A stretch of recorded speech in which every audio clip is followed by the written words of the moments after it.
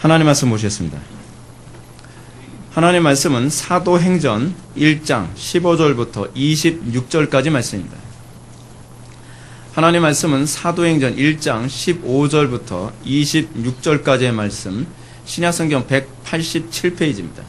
신약성경 187페이지, 사도행전 1장 15절부터 26절까지의 말씀 찾으셨으면 제가 봉독하겠습니다. 모인 무리의 수가 약 120명이 되더라. 그때 베드로가 그 형제들 가운데 일어서서 이르되, 형제들아, 성령이 다윗의 입을 통하여 예수 잡는 자들이 길잡이가 된 유다를 가리켜 미리 말씀하신 성경이 응하였으니 마땅하도다. 이 사람은 본래 우리 수 가운데 참여하여 이 직무의 한 부분을 맡았던 자라. 이 사람이 불의의 싹스로 밭을 사고 후에 몸이 곤두박질하여 배가 터져 창자가 다 흘러나온지라. 이 일이 예루살렘에 사는 모든 사람에게 알려져 그들의 말로는 그 밭을 아겔다마라 하니 이는 피밭이라는 뜻이라. 시편에 기록하였으되 그의 거처를 황폐하게 하시며 거기 거하는 자가 없게 하소서 하였고, 또 일렀으되 그의 직분을 타인이 취하게 하소서 하였도다. 이러함으로 요한의 세례로부터 우리 가운데 올려져 가신 날까지 주 예수께서 우리 가운데 출입하실 때에 항상 우리와 함께 다니던 사람 중에 하나를 세워 우리와 더불어 예수께서 부활하심을 증언할 사람이 되어야 하리라 하거늘, 그들이 두 사람을 세우니 하나는 바사바라고도 하고 별명은 유스도라 하는 요새요, 하나는 마띠아라.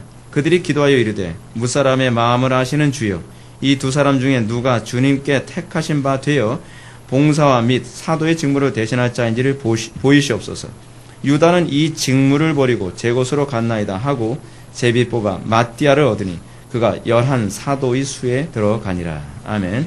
이 시간은 사도행전 6번째 강의가 되겠습니다. 다른 사도를 세우다 라는 제목으로 하나님 말씀 증거하도록 하겠습니다. 다른 사도를 세우다. 기독교 신앙에서 소명은 절대적입니다. 왜냐하면 소명이란 한 존재의 목적성과 직결된 문제이기 때문에 그렇습니다. 소명은 그 사람의 정체성이기도 합니다. 소명은 그 사람이 어떠한 사람인가를 측정하는 중요한 시금석이기도 합니다. 다시 말해서 구원이란 단순히 한 사람이 지옥 백성에서 천국 백성이 됐다, 뭐 그런 얘기 정도가 아닙니다. 구원이란 무슨 얘기냐면 그의 인생의 목적이 완전히 달라졌고 그의 그 소명이 달라졌다는 얘기입니다. 여러분, 인생의 목적이 달랐다는 것과 그의 소명이 달라졌다는 건 같은 얘기 사실 아니겠습니까? 어느 쪽으로 부름받았느냐? 여러분들 예수 믿기 전에는 여러분들은 어느 쪽으로 부름받았습니까? 세상의 부귀와 명예와 성공과 내 안락함, 무엇인가 나의 유익을 위해서 여러분들 그것이 내 인생의 목적이라고 생각하며 달려갔을 것입니다. 그러니까 여러분들 그런 사람들의 특징이 뭐냐면 예수에 대해서 얘기하면 관심이 없어요. 그죠? 왜냐하면 내 인생의 목적이 예수가 아니니까요. 오늘 아침에도 우리 애들하고 잠깐 대화를 나누면서 그런 얘기 했습니다. 신앙생활에 있어서 예수는 수단이 아니라 목적이다. 그런데 여러분 더 정확하게 말씀드릴까요? 신앙생활에서 예수는요, 수단이자 목적입니다. 예수님은 단순히 천국 가기 위한 수단이 아닙니다. 우리는 예수를 너무나 잘못 알고 있어요. 예수는 수단이 아니라 사실은 목적성에 더 근접해요. 여러분들 인생의 목적이 무엇입니까? 예수님이어야만 합니다. 그렇다고 한다면 여러분들이 예수를 믿고 나서 여러분들이 예수님에 대해서 더 관심을 갖고 항상 예수님께 귀가 열려 있으며 어찌하든지 예수님을 더 많이 알려고 해야 되는 것이 정상 아닙니까? 관심이 없어요. 이게 오늘날 한국교회의 특징이에요. 아니, 목사들도 관심이 없어요. 목사들도 예수를 가르치는 데 관심이 없어요. 성도들을 예수께 인도하는 데 관심이 없어요. 어찌하든지 성도들을 행복하게 살고 어찌하든지 성도들이 원하는 얘기를 해주고 싶어 하죠. 여러분, 그것이 교회가 존재하는 목적이 아닙니다. 여러분들이 예수를 믿고 인생의 목적과 방향성이 완전히 바뀌었습니까? 여러분, 인생의 목적과 방향성이 완전히 바뀌었다는 말을 다른 말로 한 단어로 뭐라고 얘기하죠? 회개라고 얘기하는 겁니다. 여러분들 구원을 어떻게 받았냐면 회개하고 구원을 받은 거예요. 회개하지 않고 구원받는 방법은 없어요. 그래서 예수님이 뭐라고 말씀하십니까? 세례요한도 뭐라고 얘기합니까? 회개하라, 천국이 가까이 왔느니라. 회개하는 자가 구원을 받는 겁니다. 근데 교회 안에 많은 사람들이 회개한 적이 없이 교회 안에만 들어왔습니다. 순례교를 간다고 하면서 담 넘어 들어온 사람들입니다. 도대체 예수 믿는 게 뭔지도 모릅니다. 좁은 문이 뭔지도 모릅니다. 그래서 여러분 회개라는 이 영어 단어, repent에 해당하는 이 영어 단어에 대한 영어적 해석이 뭐라 했죠? To change one's mind or purpose라고 얘기하지 않았습니까? 마인드, 마음과 목적의 방향성이 달라지는 거예요. 그것이 회개한 겁니다. 구원은 마음과 인생의 목적이 바뀌게 된 거예요. 이것이 구원받은 자의 특징입니다. 이런 사람들에게 구원이 주어지는 것이죠. 그러므로 회개하고 구원을 받았다고 하면서도 여전히 세상 것에 관심이 있고 세상 것에 눈이 반짝반짝 하는데 그리스도에 대해서만 얘기하면 또는 하나님에 대해서만 얘기하면 별로 뭐 감흥도 없고 눈도 흐리멍덩해지고 눈에 초점 없어지면 여러분 과연 그 사람이 회개한 사람이라고 얘기할 수 있는가? 그게 구원받은 사람이라고 할 수 있을까? 고민 좀 해야 되겠죠. 아니 고민할 것도 없어요. 저는 별로 고민도 안 돼요. 그런 사람들 보면요. 이렇게 마음과 목적이 바뀐 현상 우리는 다른 하나의 단어로 사용했을 때 이렇게 표현합니다. calling이라고 해요. calling. 소명이죠. 소명. 아 나는 이쪽으로 소명을 받았어. 어느 쪽이죠? 그리스도에게로. 여러분 예전에 어디에게로 소명을 받았죠? 세상적인 것으로 여러분 소명받았다고 생각했죠. 아 나는 뭐 성공하기 위해서 나는 뭐 산다. 그런데 인생의 목적이 그러지 않았습니까? 우리 교회 안에서 자기지도 학습관을 하는데 우리 교회자들한테 계속 하는 얘기가 그겁니다. 뭐 때문에 공부하냐에 관해서 계속 얘기해요. 매주마다 제가 아이들한테 얘기하는 거예요. 뭐 때문에 뭐 때문에 공부하냐? 뭐 때문에 성공하냐? 우리 아이들, 우리 학습관 아이들 학교에서 시험 성적 맞으면서 뭐 100점 맞아 왔다고 우리 반에서 뭐 우리만 100점 맞았어요. 그래. 뭐 때문에 100점 맞았는데? 라고 질문을 던져요. 그죠? 아, 공부 잘하는 사람들 많아요. 근데 하나님을 경외하는 사람이 별로 없는 거죠. 그래서 우리 아이 같은 경우에 예배 가운데 예배를 잘 못 드려서 제가 데려와서 매를 들고서 그랬어요. 뭐 때문에 100점 맞은 건데, 이제껏. 뭐 때문에 공부 열심히 한 건데. 하나님을 제대로 예배도 하지 않으면서 이런 식으로 좋은 성적 맞아서 뭐 하려고? 같이 울었어요, 때리고요. 저도 가슴이 무지하게 아팠어요. 저 애들 때리는 것이 별로 좋아하지 않거든요. 근데 애를 이렇게 가르치지 않으면 애를 지옥으로 보내겠다라는 생각이 들었어요. 뼛속에 파묻히는 매 한 대가 얘를 천국으로 보낼 수 있다면 내가 동정심 때문에 우리 아이에게 매를 안 드는 건 제가 올바른 태도가 아니라고 생각한 거죠. 신앙이 뭐죠? 콜링. 내가 어디로 부름받았는가에 대해서 고민하는 겁니다. 콜링. 세상에 마음을 두고 세상의 것을 목적으로 살아가던 사람이 하나님께 콜링, 부름을 받았다면 이제는 인생의 목적이 나는 그리스도입니다. 나는 하나님을 향해서만 살아갑니다. 라고 여러분들 고백해야죠. 새로운 목적이 무엇입니까? 직장이 바뀌는 겁니까? 아니요. 착각하지 마세요. 어떤 사람은 꼭 은혜 받고 나서 저는 은혜 받고 나서요. 전 목사가 돼야 될 것 같아요. 착각하지 마십시오. 여러분들이 콜링을 받았다는 건 직업이 바뀐다는 걸 의미하지 않습니다. 물론 특정한 어떤 직업은 바뀌어야 될 필요성이 있어요. 예를 들어서 저는 어저께도 우리 청년들하고 그런 얘기를 했지만 연예인이 되는 것에 관해서는 반드시 바꿔야 될 직업이라고 생각을 해요. 왜냐하면 연예인이 되면요. 예를 들어서 여러분 연극을 하거나 그렇지 않으면 뭐 드라마를 찍거나 영화를 찍는다고 합시다. 그가 악마 역할을 하려면 어떻게 해야 돼? 악마처럼 생각을 해야 되거든요. 그래서 터툴리안도 그리스도인들에게 배우가 되는 것은 절대로 적합하지 않다라고 얘기를 했던 거예요. 저는 이건 적합한 직업이 아니라고 생각해요. 소위 몸 파는 여자들의 직업만큼 나쁜 직업이 저는 연예인이라고 저는 생각을 해요. 이렇게 얘기해야 되면 사람들이 반감 많이 살지도 모르겠는데 저는 그 영혼이 망가진다는 차원에서 그런 말씀을 드리는 거예요. 여러분 왜 몸을 파는 일이 여러분 왜 잘못된지 아십니까? 몸을 팔기 때문만이 아니라 가장 망가지는 것이 영혼이기 때문에 그래요. 그렇기 때문에 저는 그 부분이 치명적이고 심각하다고 생각하는 것입니다. 새로운 목적. 이제는 무엇이 목적이죠? 여러분들 목적이 어떻게 바뀌죠? 공부하는 목적이 달라져야 되죠. 그게 콜링을 받은 사람의 특징이에요. 돈을 버는 목적이 달라져야죠. 그게 콜링을 받은 사람의 특징이에요. 권력을 잡으려고 하는 목적이 달라져야죠. 그게 콜링의 목적이에요. 결혼하는 목적이 달라져야죠. 그게 콜링의 목적이죠. 그게 콜링의 특징이죠. 여러분들이 수많은 다양한 직업 가운데 있지만 이제는 내가 그 직업을 내가 소유한 이유가 예전에는 남들보다 잘 살고 명예롭고 남들에게 박수를 받고 남 부끄럽지 않게 살기 위해서 이것을 했다면 이제는 내가 하나님의 영광 위해서 이 모든 일을 한다. 사도 바울은 뭐라고까지 얘기합니까? 먹든지 마시든지 무엇을 하든지 하나님의 영광을 위해 한다. 이게 가치 있는 삶 아닙니까? 가치 있는 거. 나 하나를 위해서 여러분 돈 번다고 생각하십시오. 꼴 보기 싫죠. 구역질 나죠. 그렇지 않습니까? 지금 우리나라 지금 뭐가 됐습니까? 똑똑하다는 아이들, 돈 좀 벌었다는 사람들, 그 사람들이 지금 가정 다 파탄 내고 난리도 아니지 않습니까? 역겹죠? 그렇죠? 왜냐하면 인생의 목적 자체가 다 자기중심적이에요. 자기 아내도 내가 이용해 먹기 위해서 필요한 거예요. 그죠? 도대체 하다못해 자기 자녀들까지도 자기 행복을 위한 부속품으로 이용하기 위해서 모든 사람들을 다 자기 행복을 위한 소위 이용물이에요. 그게 자기 인생의 콜링이라고 생각하는 거예요. 이 예수를 믿었으면 좀 달라져야죠. 예수를 믿었으면요. 예수를 믿었으면 어떻게 되죠? 하나님의 영광을 위해서 내가 모든 먹는 것도 하나님의 영광을 위해서, 자녀를 키우는 것도 하나님의 영광을 위해서, 공부를 하는 것도 하나님의 영광을 위해서, 직업을 선택하는 것도 하나님의 영광을 위해서, 그죠?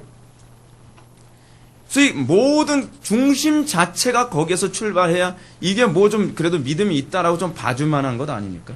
그게 이제 소위 콜링이죠. 여러분, 목사라는 직업조차도 그렇습니다. 어떤 사람이 목사가 됐습니다. 여러분, 목사가 됐으면 그는 하나님의 영광을 위해 사는 겁니까? 아니에요.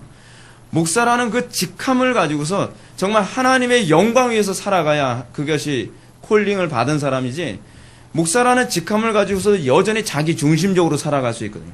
자기 성공과 자기 행복과 자기의 명예를 위해서 얼마든지 목사라는 직함을 사용할 수 있어요. 여러분, 우리는 내가 도대체 어디로 부름받았는지 이 부름에 대한 그 강렬함을 여러분 느낍니까? 자력처럼 여러분들로 하여금 어느 쪽으로 나를 가도록 만드는 그 강력한 끌림을 여러분 느낍니까? 콜링이죠, 콜링. 콜링은 마치 자력과 같아요. 내가 그 방향을 향해서만 살아가지 않으면 견딜 수 없는. 그래서 내가 세상적으로 살고 싶어도 내 심령이, 내 영혼이 그쪽으로 자력처럼 끌려가기 때문에 내가 결국 고난을 당하더라도 나는 그 길을 가고 멸시와 천대를 받더라도 그 길을 걸어갈 수밖에 없는 것. 그게 콜링 아닙니까? 여러분, 연예계에 성공했다는 사람들을 물어보면 그 사람 다 그럽니다. 자기는 집에서 매를 때리고 반대라도 이 길을 가게 됐대요. 왜냐하면 저는 이거 아니면 살 길이 없는 것 같더라고요. 강력한 자력 같은 끌림이죠. 예. 근데 그 끌림은요, 하나님께 주신 끌림은 아니에요. 타락한 본성에 의한 끌림이에요. 중요한 건 여러분들이 성령에 의해서 그 끌림을 받고 있느냐, 그거에 대해서 제가 여러분들한테 질문을 던지는 거죠. 이 콜링. 근데 유다의 문제가 그거였어요. 유다는 그리스도를 따른다고 했습니다. 겉으로는 그리스도를 따르죠. 그는 표면적으로는, 물리적으로는 예수님께 콜링을 받았습니다. 그렇죠? 예수님이 유다한테 그러지 않았습니까? 나를 따르라. 몸뚱아리는 예수님을 따라요. 근데 그 마음은 예수님에게 마음이 전혀 없는 거예요. 예수님의 가르침에 전혀 관심이 없는 거예요. 그냥 예수님을 따라다니는 거예요. 예수님이 도둑질하지 마라, 틀림없이 얘기를 해요. 근데 그 중에 도둑놈이 있었잖아요. 그 누구죠? 가룟 유다죠. 돈꾀를 차고 있는 가룟 유다. 예수님께 그렇게 얘기하더라도 자기는 콜링이 없는 거예요. 회개할 마음이 없는 거예요. 자력처럼 끌리지가 않는 거예요. 아무 느낌이 없는 거예요. 마치 N극과 S극 같은 관계여야 되는데 서로 S극이든지 서로 N극 같은 느낌이 되는 거예요. 왠지 예수님을 따라다니지만 왠지 이게 친해지지가 않고 왠지 가까워지지 않는 거예요. 같이 여러분 자석을 가까이 되면 자꾸 이렇게 뭔가 어긋나지 않습니까? 어긋나죠? 그런 상태인 거예요. 그게 바로 가룟 유다의 모습이었어요. 그의 본질은 목적과 마음을 온전히 여전히 세상에 두고 살아갔던 것입니다. 그러면 그런 결정적인 순간에 예수님은 은 30에 팔아 넘김으로써 그래, 내가 결국 어디에 콜링을 받고 살았는가에 관한 부분이 실제적으로 표면적으로 드러났죠. 그 이전엔 아무도 눈치 못 챘죠. 예수님께서 너희 중 한 명이 나를 팔리라 그래도 얼마나 연기 대상이죠. 제자들이 아무도 눈치를 못 챘어요. 같이 먹고 같이 자는데도 그 제자들조차도 가룟 유다가 예수님을 팔 거라고 전혀 생각을 못했죠. 여러분, 우리의 위선, 우리의 연기는요, 이 정도까지입니다. 연기 대상감이에요. 연기 대상감. 여러분, 연기를 잘하는 건 우리의 본성이에요. 예. 근데 그 연기를 유난히 잘하는 사람들이 연예계에 가서 연기를 하는 거죠. 오늘 보면 17절 말씀을 통해서 베드로가 이렇게 말합니다. 이 사람은 본래 우리 수 가운데 참여하여 이 직무의 한 부분을 맡았던 자라. 이 사람이 불의의 싹스로 밭을 사고 후에 몸이 곤두박질하여 배가 터져 창자가 다 흘러나온지라. 이 일이 예루살렘에 사는 모든 사람에게 알려져 그들의 말로는 그 밭을 아겔다마라 하니 이는 피밭이라는 뜻이라. 가룟 유다의 치명적인 문제는 소명을 버렸다는 얘기가 아닙니다. 사실 그는 예수님과 동의하며 살았지만 한 번도 사실은 콜링을 느껴본 적이 없었다는 거예요. 그는요, 단 한 번도 소명에 충실하며 살았던 적이 없었습니다. 그는요, 소명에 충실한 척 한 거죠. 어느 정도로요? 예수님 이후의 제자들의 눈을 다 속일 수 있을 정도로 그들은 자기 소명에 충실한 것처럼 행동했다는 것이 문제입니다. 오늘날 위선자의 문제가 뭔지 아십니까? 신앙이 좋은 척 하는데 가까운 가족들까지 다 속일 수 있다니까요. 정말 연기력이 뛰어난 사람은요. 근데 문제는 하나님의 눈에 어떻게 보이냐가 중요한 문제입니다.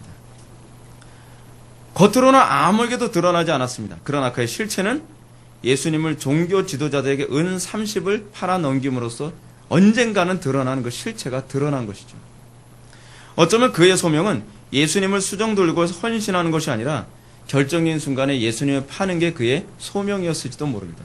그런 차원에서 그는 자기 소명에 충실해 살았다고 볼 수 있겠죠. 표면적인 직분은 예수님을 수종 들고 제자들 가운데서 함께 따라다니는 사람이었지만 그 직분을 이용하여 세상의 명예와 돈과 성공을 추구하려 했을 뿐입니다. 오늘날 기독교 중에서 그런 기독교 많죠. 예수 믿는다는 것으로 뭔가 이득을 얻으려고 하고 그 예수 믿는 것이 어려우면 힘들면 소위 철로역정에 나오는 것처럼 종교가 그 황금 마차를 타고 다닐 때는 환호하지만 종교가 박해 때에는 그 자취를 한순간에 감추는 그런 사람들. 그게 오늘날 한국교회 안에 바글바글한 그런 인간들이죠. 그들은 인생의 목적을 그리스도로 삼지 않았습니다. 인생의 목적이 그리스도이면 여러분 그리스도가 전부여야만 합니다. 돈 버는 것이 인생의 목적이 되는 사람들은 돈이 전부라고 얘기를 떳떳하게 하지 않습니까? 나는 성공이 내 인생의 전부야. 나는 쾌락이 내 인생의 전부야. 그렇게 얘기하는 것처럼. 예수 그리스도께서 내 인생의 전부라고 여러분들 얘기할 수 있어야 되는 것 아닙니까? 예수 그리스도께서 나에게 옵션처럼 여겨지면 그건 좀 문제가 많은 겁니다. 그래서 그 밭을 본절에서 뭐라고 얘기하냐. 그가 이제 뱉어져서 죽은 밭. 하나님께서 심판하신 밭. 그 밭은 뭐냐. 아겔다마라니 이는 피밭이라고 얘기합니다.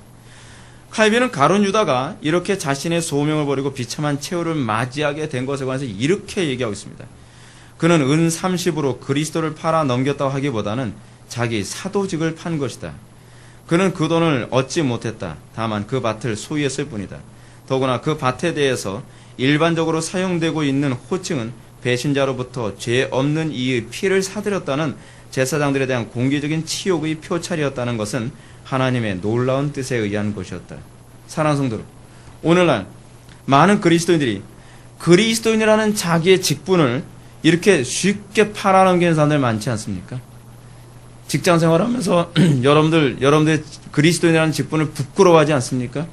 사회생활하면서, 여러분 인간관계하면서 여러분들은 그리스도인이라는 이 직분을 여러분 부끄러워하고 이 직분을 팔아넘기는 일을 주저하지 않고 행할 때가 많지 않습니까? 가룟 유다죠. 가룟 유다만 문제가 아니에요. 오늘날 한국교회는요. 오늘날 한국교회와 12제자와의 차이는 뭐냐면 예수님의 그 사역에서는 12제자 중에 가룟 유다가 한 명이었다면 오늘날 한국교회는 가룟 유다가 훨씬 많다는 거예요. 마치 11대 1의 가룟 유다였다고 한다면 지금은 가룟 유다가 11이고 그리고 예수님의 제자들 한 1 정도밖에 안 되는 것 같은 것이 오늘날 한국교회 문제 아닙니까? 이거 정말 회개 많이 해야 될 문제입니다. 성도라는 직분에 충실하지 못하고 자기의 만족만을 위해 살아가는 사람들도 가룟 유다만큼 불쌍한 존재입니다.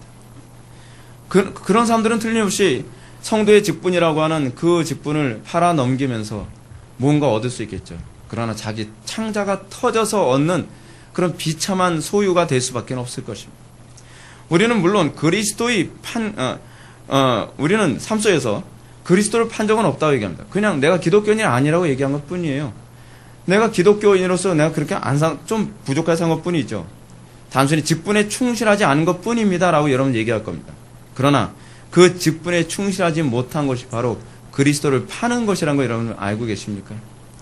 우리가 그리스도를 수종 들고 있는 삶을 살고 있다면 우리는 그 자리를 다른 사람들한테 뺏길까봐 두려워할 수 있어야만 합니다. 다른 사람이 그 자리를 대신해도 무관한 자리라고 한다면 여러분 언젠가는 하나님께서는 그 자리를 뺏을 수도 있다는 걸 알고 계십니까? 자리만 차지하려 들지 마십시오.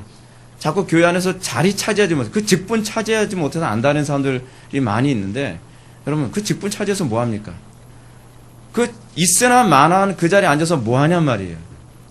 충성된 종이 그 자리에 앉도록 하기 위해서 하나님께서 그 자리를 뺏을 수도 있다는 걸 알고 계십니까? 하나님이 그걸 못하실 거라고 생각하십니까? 에서가 육신적 곤고함, 배고픔이죠. 배고픔을 해결하기 위해서 그가 한 짓이 무엇이었습니까? 팥죽 한 그릇에 자기의 장자 명분을 경솔히 여긴 것 아닙니까? 물론 에서는 이렇게 생각했습니다. 내가 지금 배고프니까 장자 명분 잠깐 내가 뭐 포기하듯이 얘기한다. 그 장자 명분이 없어지라도 하겠어. 내가 먼저 태어난 게 뭐 분명한 사실인데. 근데 여러분, 그런 식으로 그리스도인이 살고 있다는 건 알고 계십니까? 그런 식으로 여러분 우리 믿음이라는 교리를 그렇게 갖다 붙이고 있다는 걸 알고 계십니까? 믿음으로 의롭게 되는 거지 뭐 행위로 의롭게 되는 건가? 지금 내가 조금 배도에 따라서는 천히 내가 내 신앙의 그 양심을 내가 팔았다고 해서 내가 지옥 가진 않겠지. 착각하지 마십시오. 그게 바로 에서입니다. 오늘날도 이런 망령된 자가 있을까봐 두려워하십시오. 이런 사람들이 너무나 많다는 것이 문제입니다.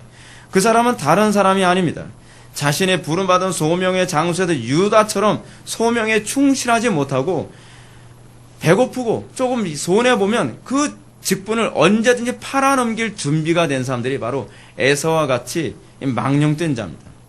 그런 사람은 언젠가 그 자리를 다른 사람에게 취함을 당하게 될 것입니다. 에서는 그 자리를, 장자의 자리를 누가 취했죠? 야곱이 취했죠. 그리고 오늘 본문에서 가론 유다의 자리를 누가 취하게 되죠? 마띠아가 취하게 되죠. 여러분, 성경이 일괄적으로 계속 얘기하고 있는 통일성입니다. 우리의 구원은 게으름과 안일함을 의미하지 않습니다. 많은 사람들이 구원을 받았기 때문에 더 이상 내가 게으르고 안일해도 천국은 따단한 당산이다라고 생각합니다. 그렇지 않습니다. 구원은 무엇인가? 우리에게 구원은 소명을 위한 부름입니다. 아시겠습니까? 구원은 소명을 위한 부름입니다. 이것이 성경이 가르치는 바입니다. 그리고 헌신을 위한 부름입니다. 군사로서의 부름입니다. 하나님께 쓰임받는 것이 복입니다. 여러분들 어떻게 생각합니까? 나는 그래도 편하게 천국 가는 게 난 복이라고 생각해요. 착각하지 마십시오. 무엇이 복인지 아십니까? 이 땅에서 군사로서 피 흘리며 살아가는 삶을 살아가는 자가 복된 사람이라는 것을 믿으시기 바랍니다. 라오디게아 교회를 향한 주님의 경고가 무엇이었습니까? 나는 부자라 부유하여 부족한 것이 없다고 했습니다. 그들은 아쉬운 것이 없고 하나님께 헌신과 충성해야 할 만큼 절박함을 느끼지 않았습니다. 여러분 절박합니까? 절박하지 않습니까? 지금 한국교회가 이 지경이고 전 세계가 지금 아수라장입니다. 그런데 한국교회 교인들의 모습을 보면 절박하지가 않아요. 심각하지가 않습니다. 하나님, 내가 어떻게 주님의 영광에 헌신할까요? 나를 써주십시오. 여러분, 이런 기도가 나와도 시원치 않은 때 아닙니까? 근데 우리는 좀 더 편하고 안락한 걸 찾아서 돌아다니기 바쁩니다. 그러므로 그들을 향한 주님의 경고는 이것이었습니다. 내가 내 행위를 하노니 내가 차지도 아니하고 뜨겁지도 아니하도다. 내가 차든지 뜨겁든지 하기를 원하느라. 내가 이같이 미지근하여 뜨겁지도 아니하고 차지도 아니하니 내 입에서 너를 토하여 버리리라. 한국교회 교인들의 전반적인 모습이 이거죠. 아주 뜨뜻미지근한 거예요. 뜨뜻미지근한 거. 오히려 뜨거운 교인들한테 맥 빠지게 만들죠. 이단교회 다니는 거 아니야? 왜 이렇게 뜨거워? 왜 이렇게 열정적이야? 잘못 다니는 거 아니야? 도대체 뭐가 정상입니까? 외눈박이 괴물들만 잔뜩 있는 동네에서 양눈 데 있으면 그 사람이 병신 취급받는 것과 똑같은 모습이 한국교회의 모습입니다. 내가 회개해야죠. 내가 나의 뜨뜻미지근함을 회개해야죠. 내가 하나님께 헌신되지 못한 걸 회개해야죠. 근데 우리는 뭐가 있냐면 하와 신드롬이 있어요. 내가 선악과를 따먹고 나면 아담한테 미안해야 되는데 아담의 입에다 쳐넣기 바빠요. 그죠? 너도 먹어봐. 너도 똑같이 나처럼 타락해봐. 그래야 마음이 놓이는 거예요. 그래서 같이 다 죽자는 거죠. 여러분, 이게 바로 하와 신드롬입니다. 같이 타락하고 같이 망하는 곳으로 사람들을 이끌어 가려고 그래요. 베드로는 이러한 사실을 시편을 이용해서 다음과 같이 언급합니다. 20절 말씀 다 같이 한번 읽어보실까요? 20절 말씀 다 같이 읽겠습니다. 시작.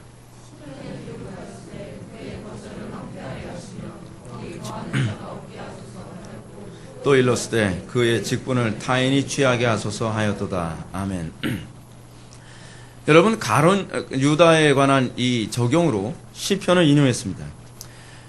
여러분, 베드로가 시편을 인용할 때 이 구절이 가론 유다에게만 해당되는 구절이라고 적용했을까요?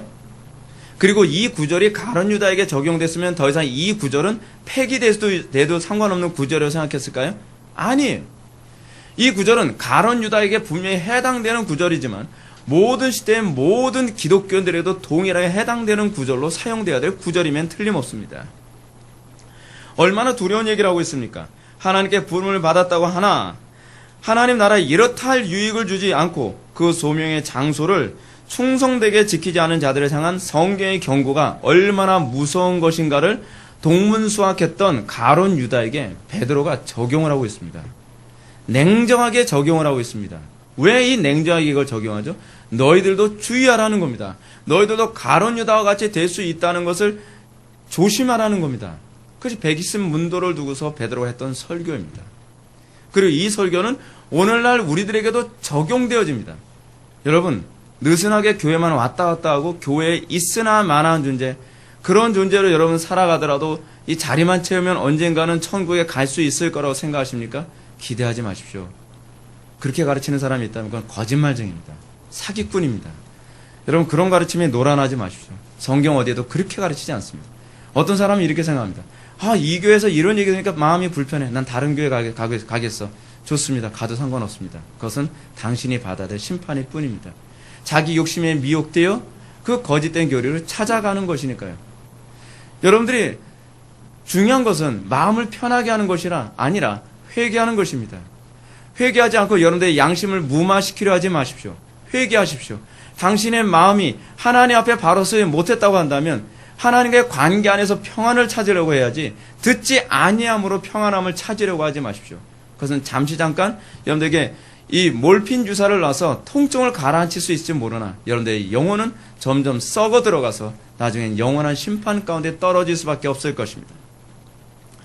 베드로는 시편을 인용하면서 이렇게 얘기합니다. 그의 거처를 황폐하게 하시며 거기 거하는 자가 없게 하소서. 또 인용합니다. 그의 직분을 타인이 취하게 하소서. 얼마나 두려운 경고입니까? 얼마나 냉정한 적용입니까? 예수님께서 하나님 나라 소명을 감당하도록 선택하신 제자들은 분명히 12명이었습니다. 그러나 그들 중에 그 소명을 끝까지 감당하지 않았던 사람이 있습니다. 그 소명을 감당하지 아니함으로 이 말씀이 그에게 적용된 겁니다. 그 말씀이 그에게 성취된 것입니다. 그렇습니다. 하나님의 말씀은 그렇게 성취되어지고 적용되어집니다. 25절의 말씀처럼 유다는 이 직무를 버리고 제 곳으로 갔습니다. 그리고 그 제 곳으로 갔기 때문에 이제 하나님은 쩔쩔매지 않습니다. 어떻게 하지? 이 사람을 잃어버렸으니 이제는 일할 사람이 없겠네. 하나님이 그러실까요? 아닙니다. 하나님은 일꾼이 없어서 쩔쩔매시는 분이 아닙니다. 그 사람이 그 일을 감당하지 않고 자기 자리를 비운다고 한다면 하나님께서는 더 충성된 일꾼으로 그 자리를 채워 넣을 수 있습니다. 우리가 지금 이 자리에서 내가 헌신하고 소명을 감당할 수 있는 것은 우리가 남들보다 뛰어나고 더 영리하고 뭔가 더 많이 가졌기 때문이 아닙니다. 이유는 딱 하나입니다. 긍휼히 여긴 것 뿐입니다. 주님께서 우리를 긍휼히 여기셔서 이 자리를 앉게 만드시고 우리가 그 소명을 감당하게 하신 것입니다. 자고하지 마십시오. 우리가 그 일에 충성되지 않는다고 한다면, 여러분들이 이 자리를 여러분들이 채우지 않는다고 한다면 다른 사람으로도 얼마든지 이 자리를 채우실 수 있다는 것을 기억하십시오. 뭐라고 말씀하시죠? 하나님께서는 이 아브라함의 자손이 없으면 돌들로도 아브라함의 자손을 만들 수 있는 분이라고 우리들에게 경고하고 있습니다.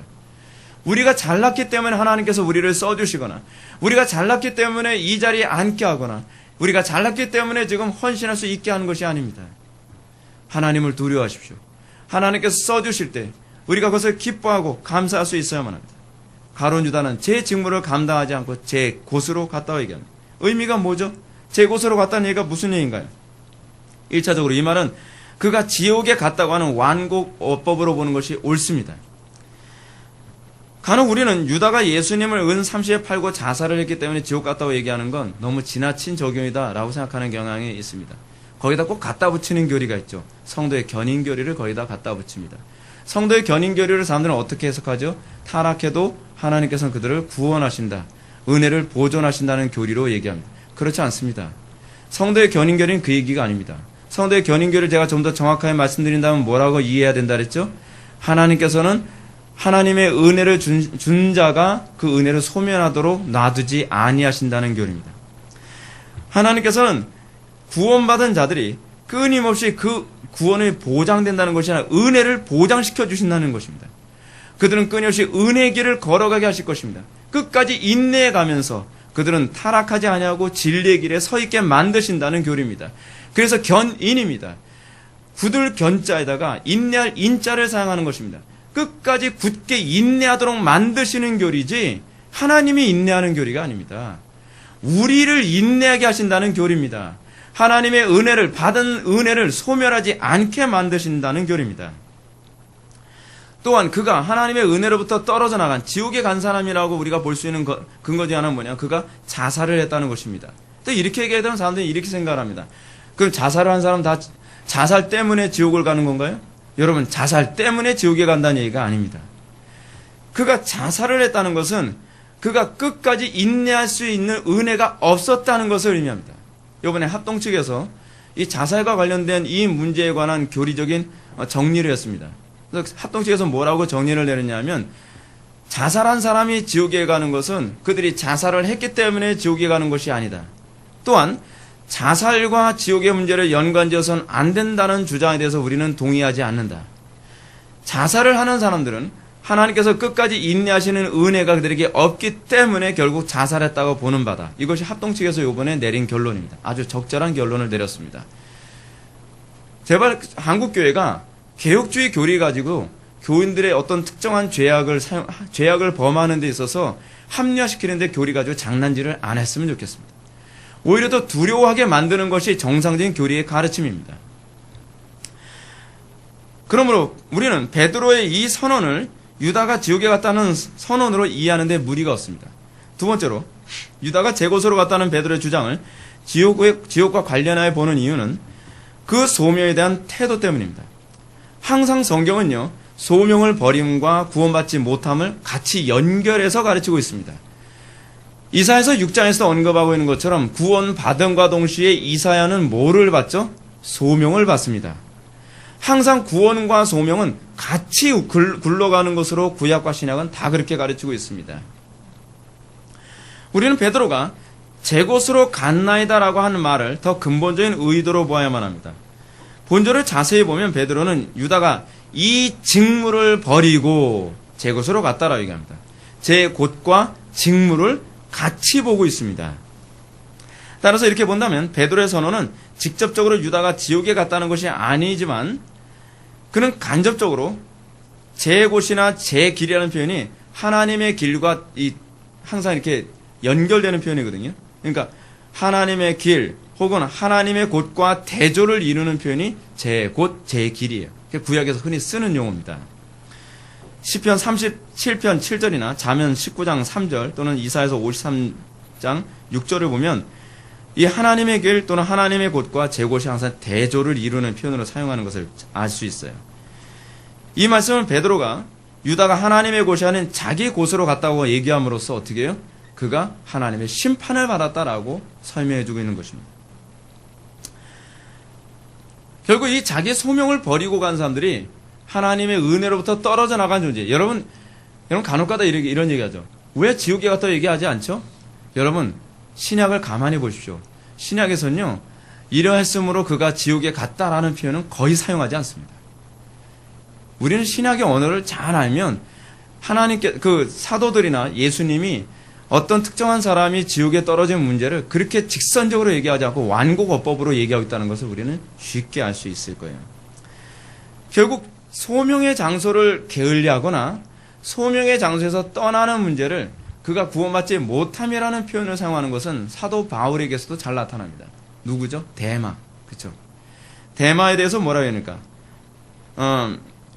바울은 베드로와 유사한 언어로 데마의 베드로를 이렇게 표현합니다. 데마는 이 세상을 사랑하여 나를 버리고 데살로니가에 갔다라고 얘기합니다. 데마의 문제가 뭐죠? 그는 소명을 버렸다는 겁니다. 그리고 자기가 좋아하는 세상을 사랑해서 세상으로 그는 들어갔다는 겁니다. 그것이 바로 하나님의 구원과 관계없음을 얘기하는 것입니다. 성경은 구약과 신약 전체에서 끊임없이 소명을 외면했다거나 혹은 소명을 게을리하게 한 것에 관해서 심판을 선언합니다. 다시 해서 악함과 게으름이라는 이 용어를 사용하여 악하고 게으른 종이라는 표현을 많이 사용하죠. 여러분 구약에서 자주 나온, 신약에서 복음서에 자주 나온 얘기 아닙니까? 악하고 게으른 종에 대한 심판이 뭐죠? 슬피 울며 이를 갈미 있으리라. 네.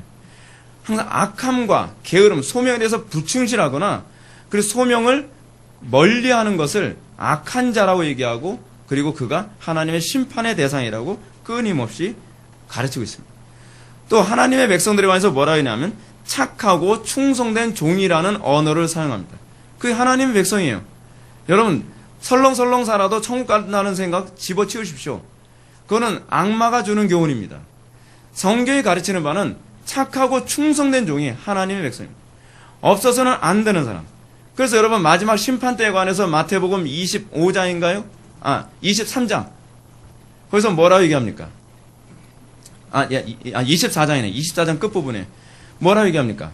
악하고 게으른 종은 동료 종을 괴롭히면서 술 취하고 방탕하며 자기의 소명에 불충실하게 살다가 주인이 오는 것을 보고 그가 심판을 받지만 하나님의 택한 백성들의 특징은 뭐라고 얘기하죠? 주인이 언제 오든지 관계없이 충실하게 일하다가 충성된 종으로 주님을 만난다는 것입니다. 그래서 어떤 사람이 복되다고 얘기합니까? 주의 일에 충성된 자가 그때 주님을 만나는 자가 복되도다라고 얘기했지 않습니까? 여러분 어떻게 살아가고 있습니까? 하루하루를 어떻게 살아갑니까? 충성된 종으로 살아갑니까? 아니 주님 오시면 부끄러운 모습으로 게으르고 나태하고 아니라면 술 취하고 세상에 취하여 살다가 주님을 만나야 했습니까? 이게 성경이 가르치는 바예요. 물론 저는 이 땅에서 세상의 일보다 주의 일에 충성된 삶을 살아간다는 것이 얼마나 부담스럽고 어려운 일인 저도 압니다. 그러나 그렇다고 해서 하나님으로부터 받은 소명에 충실하지 않아도 된다는 명분은 되지 않습니다. 왜냐하면 어느 시대든지 우리가 받은 소명은요 다 부담스러운 소명이에요. 만만한 소명은 받아본 적이 없습니다. 하나님께서 우리에게 주신 소명은 믿음이 아니고서는 따라갈 수 없는 소명이었습니다. 무거운 짐이었어요. 다시 25절의 말씀해 보십시오. 베드로는 지금 유다가 버린 소명을 봉사와 사도의 직무라고 언급합니다. 봉사, 영어로 미니스트리라고 얘기하는데 이런 봉사라는 이 말을 또 그다시 존엄한 표현으로 사도의 직무라고 지금 표현하고 있습니다. 여러분 봉사라는 단어가 그 헬라어로 디아코니아라고 하는 단어를 사용하거든요. 이 봉사라는 단어는 별로 이렇게 좋은 단어가 아니에요. 봉사라는 단어는 누구한테 주로 적용되는 단어냐면 노예들한테 적용되는 단어예요. 그러니까 봉사라는 말은요 굉장히 그 껄끄러운 용어입니다. 그러니까 오늘 우리 시구 따지면 우리나라 시대 요즘 시대는 노예나 종이 없잖아요. 그러니까 우리는 이렇게 표현하면 되죠. 그냥 3D 직업. 3D 직업이 소위 이 봉사라는 표현과 이게 잘 맞아 떨어지는 표현이에요. 그럼 3D가 뭡니까? 예? 3D가 뭐죠? difficult, dangerous, 그리고 dirty. 그렇죠? 이 세 가지. 어렵고 그리고 위험하고 그리고 더러운 직업. 소위 사도의 직분을 존귀한 직분이지만 이 직분이 어떻게 여겨질 수 있는 거냐면 세상으로부터 어렵고 그렇죠? 그 더럽고 그리고 뭐요? 위험한 사실 3D가 다 들어가요. 이게 그 당시에 사도의 직분이고 그것이 성도의 직분이었어요. 오늘날에 여러분 우리 그리스도인의 삶에 있어서 성도의 직분이 그렇게 여겨집니까? 여러분 예수 믿는 게 디피콜트 합니까? 어려워요? 저는 별로 안 어려운데요. 저는 가정에서도 별로 안 어려운데요. 이상하네요. 그 문제 있는 겁니다. 여러분 예수 믿는다는 것이 여러분들 직장생활 있는 거나 사회생활 하는 거나 또 가정생활에서 여러분 댄저로스 합니까? 상당히 위험하게 느껴집니까? 안 그런데요. 저는 기독교 직장 안에서 저는 부교육자 생활에도 좀 그러던데요. 저는 교회에서 부교육자 생활을 7년 했는데요. 항상 댄저러스 했고요. 항상 디피컬트 했고요. 항상 더티 했어요. 여러분 어때요? 여러분들 안 그렇습니까? 문제 있는 거죠. 여러분 가룟 유다에 가까울 수 있어요. 지금 베드로가 뭐라고 합니까? 사도의 직분을 봉사, 미니스트리, 디아코니아라고 얘기합니다. 3D라는 거예요. 3D. 여러분 바울이요. 빌립보서 3장 3절의 말씀을 통해서 이것이 성도가 감당될 소명이라고 얘기합니다. 하나님의 성령으로 봉사하며 우리가 어떻게 해야 된다고요? 성령으로 디아코니아 해야 된다는 겁니다. 하나님의 성령으로 우리는 디피콜트한 것, 어려운 것을 우리는 어떻게 극복해야 돼요. 하나님의 성령으로 우리는 어떻게 해야 돼요? 데인저러스한 그 모든 것을 극복하며 우리가 신앙생활을 하는 거예요. 하나님의 성령으로 우리는 어떻게 하는 거예요? dirty한, 이 더러운, 세상적으로 더럽게 보여주는 이 직분을 감당하는 거예요. 그게 예수 믿는 거예요. 예수님이 굉장히 dirty한 것 일에 헌신하지 않았습니까? 예수님이 어디 뭐 편안하고 안락한 무슨 뭐 호텔 같은 데서 주무시고 맨날 호의호식하셨습니까? 제자들의 발을 씻기시고 더럽고 이 어려운 상황에서 하다못해 문둥병자에게 손을 대가면서 일하셨던 것이 예수님의 사역 아니었어요? 아주 dirty하죠. 그죠? 예수님 괜히 디피콜트 하지 않았어요? 얼마나 사역이 맨날 디피콜트 했습니까? 예. 그 예수님의 사역을 보십시오. 예수님의 사역 얼마나 덴저러스였어요. 항상 생명의 위협이 왔다 갔다 했죠. 여러분들 그리스도와 연합한 존재라면서요. 그 여러분들한테 이 3D가 나와야 되는 것 아닙니까? 이게 우리에게서 당연히 나타나야 될 부분이에요. 근데 오늘날 그리스도는 이게 없는 것이 정상처럼 여겨져요. 예수 믿는 걸 귀족적으로 믿으려고 해요.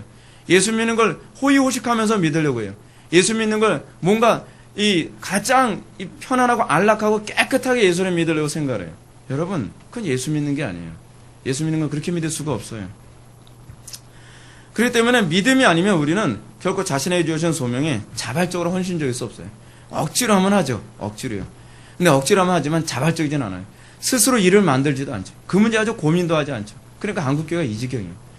한국교회가 얼마나 자발적이지 않은지 뭐를 일을 시켜도요. 프로페셔널함이 없어요.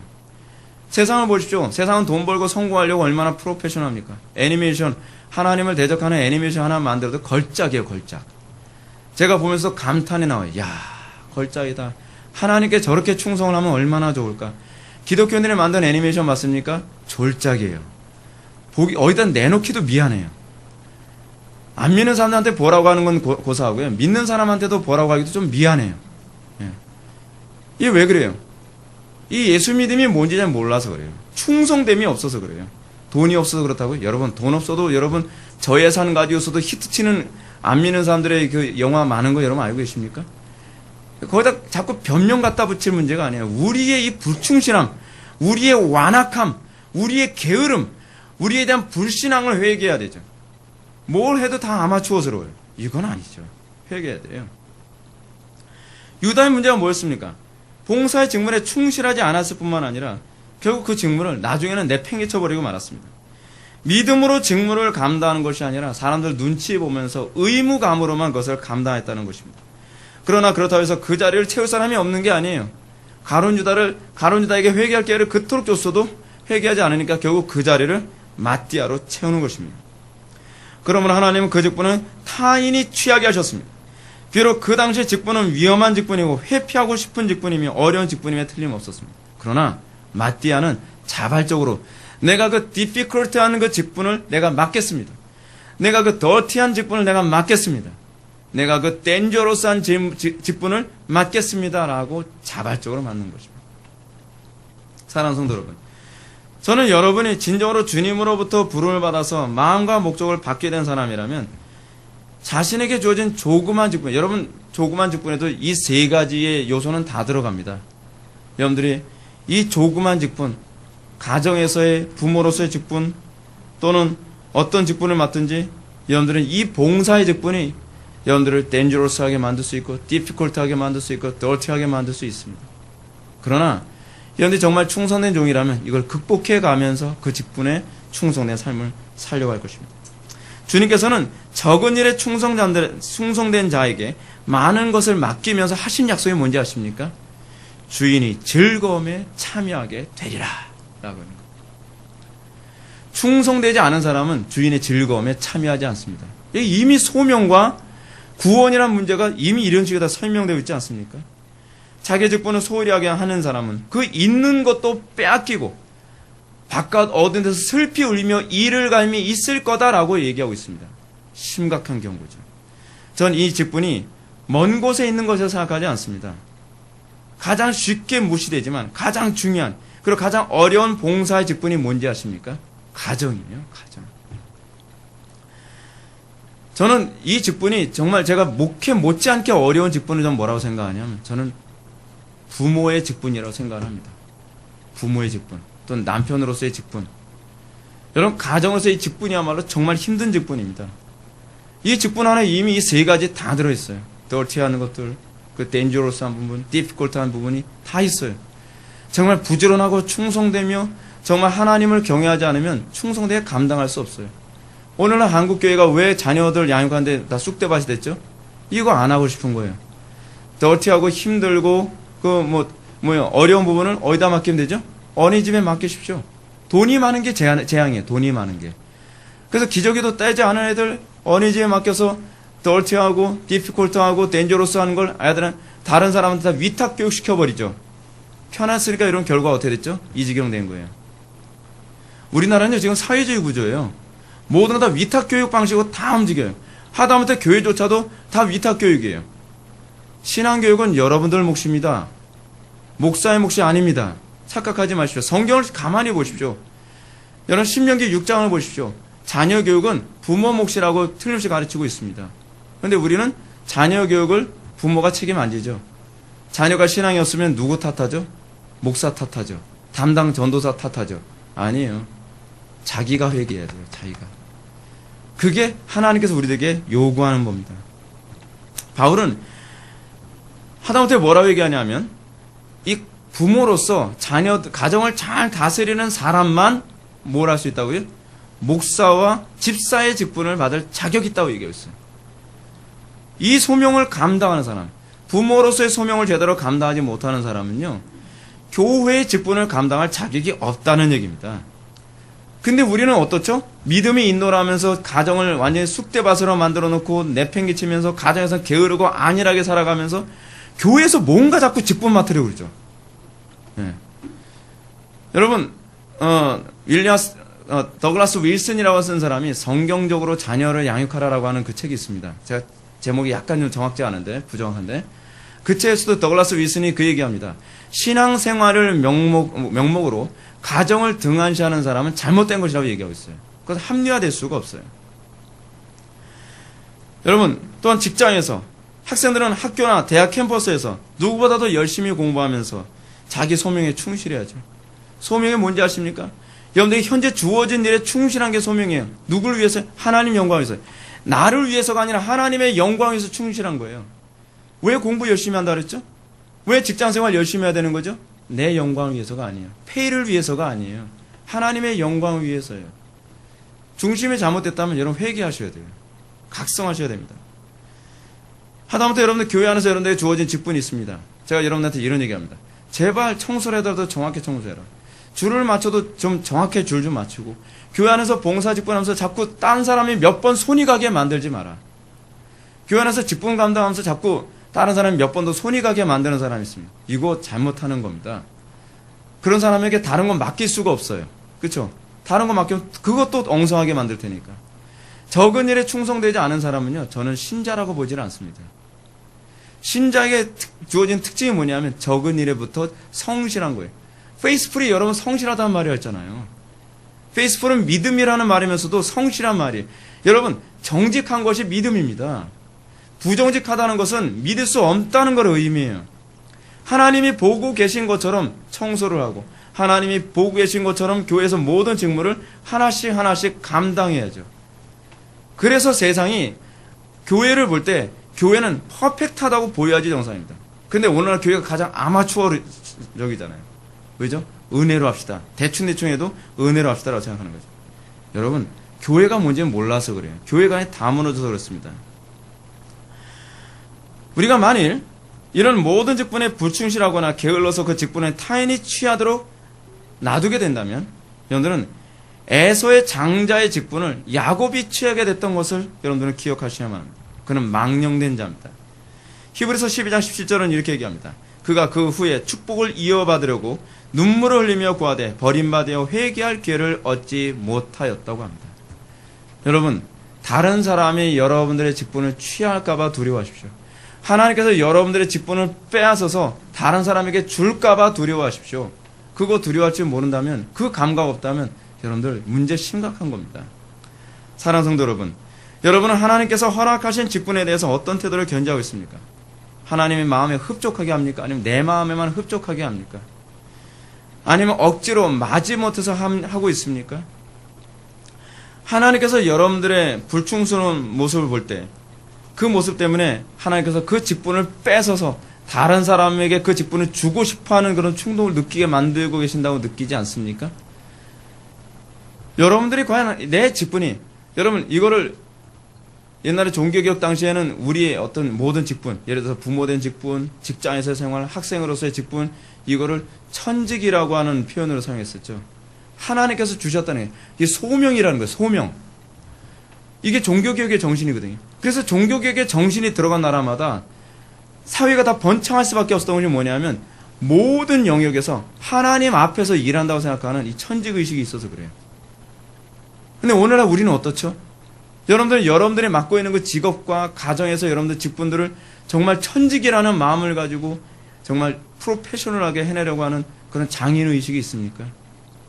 제가 여러분들한테 그런 말씀 드리잖아요. 여러분들이 부모 생활을 끝나고서 여러분들이 어느 정도 50, 60 정도 됐으면 여러분 자녀 교육에는 프로가 돼 있어야 돼요.